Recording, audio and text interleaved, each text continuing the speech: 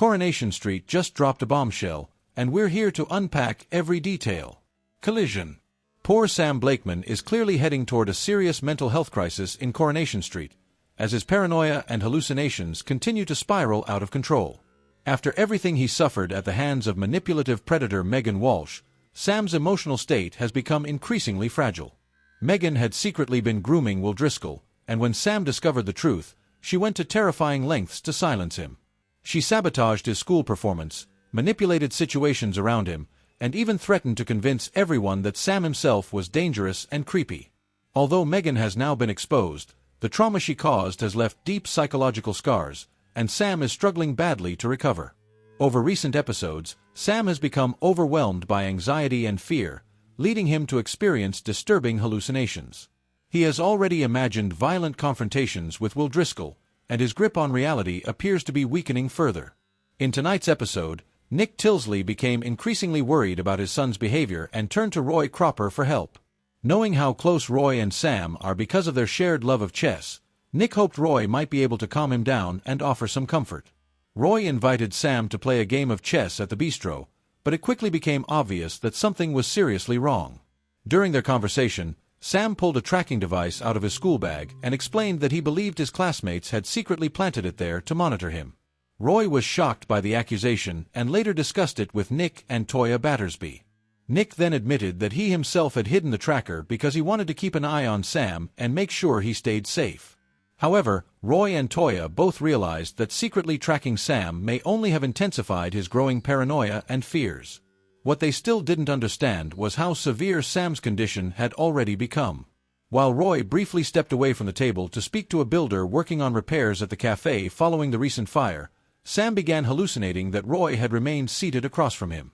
The vision felt completely real to Sam, and what followed was deeply disturbing. In the hallucination, Sam asked Roy why he felt as though everyone was against him. Instead of comforting him like the real Roy would, the imagined version of Roy responded with dark and dangerous advice. The fake Roy implied that people couldn't be trusted and suggested that Sam needed to protect himself from those trying to hurt him. The chilling exchange hinted that Sam's paranoia could eventually push him toward violence if nobody intervenes in time. The storyline presents an unsettling version of Roy Cropper that viewers know would never exist in reality. The hallucinated Roy cruelly preyed upon Sam's insecurities and emotional vulnerabilities. At one point, the imagined Roy even suggested that Nick Tilsley may never have truly wanted Sam, something designed to deepen Sam's fears of rejection and abandonment. When the real Roy returned moments later, he had absolutely no idea what Sam had just experienced or how badly it had affected him. Later scenes become even darker as Sam once again hallucinates Roy, this time while walking through Victoria Garden. The fake Roy speaks about survival and resilience in a deeply sinister manner. He explains that he has survived difficult situations by identifying his enemies and taking action before they can hurt him. Sam becomes confused by this harsher side of Roy, pointing out that he has never seen him behave this way before. The hallucination then claims that this darker personality has always been hidden from others and insists that Sam faces the same kind of prejudice and attacks that Roy supposedly endured throughout his own life. The imaginary Roy continues encouraging Sam to distrust everyone around him. He tells Sam that the only way to stay safe is by refusing to rely on anybody. These visions clearly reflect Sam's deepest fears and emotional wounds. He remains terrified of retaliation from Will Driscoll, worried that his family no longer believes or trusts him, and frightened that he has no one he can truly depend on anymore. Coronation Street producer Kate Brooks recently explained that Sam's mental health has been devastated by everything he experienced with Megan Walsh. According to Brooks, Sam was left traumatized by the manipulation, the fear he constantly felt around Megan, and the painful feeling that people initially failed to believe his concerns. She revealed that the soap is planning a major mental health storyline for Sam throughout the spring and early summer, focusing on how vulnerable he becomes and whether his family can recognize the seriousness of the situation before it is too late. Meanwhile, another huge storyline is developing in Weatherfield surrounding the murder investigation into Theo Silverton. Upcoming scenes airing on Monday, May 18th, reveal growing concern surrounding Summer Spellman after George Shuttleworth discovers something shocking hidden among her belongings. The drama begins when George accidentally knocks over Summer's bag while tidying up.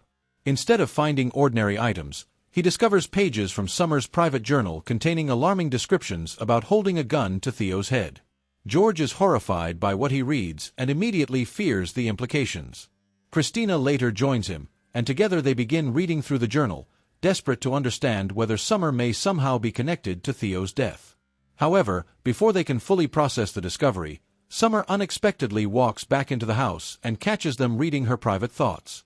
The awkward confrontation instantly raises tensions and leaves everyone rattled.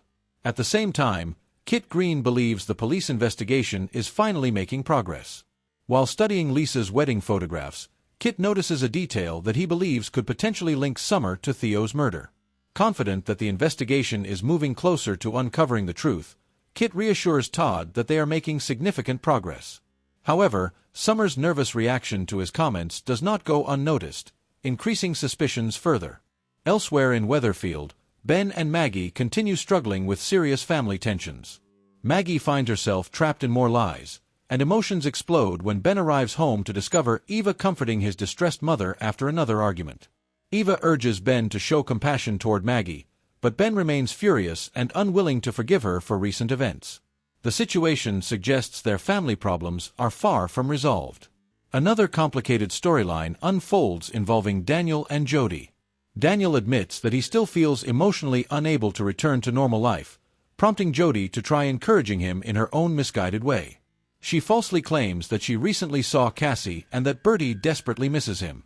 Feeling guilty, Daniel rushes to number 1 intending to spend time with his son, only to discover Bertie is perfectly happy and not upset at all. Realizing Jody manipulated him with lies, Daniel angrily confronts her. Although Jody insists she acted with good intentions, Daniel struggles to forgive her deception. Sam's frightening hallucinations also continue during these upcoming episodes. While walking with Roy, Sam listens carefully as the hallucinated version warns him never to trust anyone. Because Sam is increasingly unable to separate fantasy from reality, the sinister advice only pushes him deeper into paranoia and confusion. At the center of the wider drama remains the mystery surrounding Theo Silverton's murder. Theo's death was revealed during the soap's dramatic Murder Week, but viewers still don't know who killed him.